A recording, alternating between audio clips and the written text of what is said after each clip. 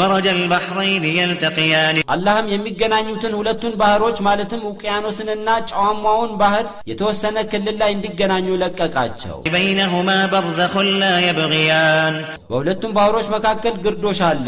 እርስ በርስም ድንበር አይጣጣሱም فبأي آلاء ربكما تكذبان በጌታችሁ ጸጋዎች በየትኛው ታስተባብላላችሁ يخرج منهما اللؤلؤ والمرجان ከሁለቱም ባህሮች ሉልና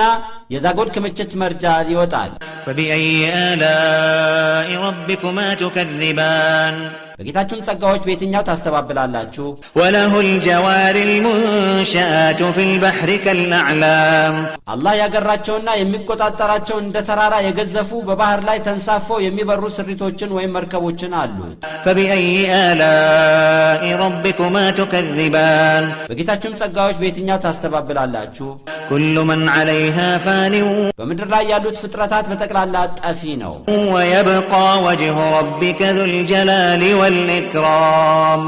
የልቅናና የኩራት የትሩፋትና የልገሳ ባለቤት የሆነው የጌታ የአላህ አምሳያ የሌለው ሁኔታውን መግለጽ የማይቻል ፊቱ ብቻ ይቀራል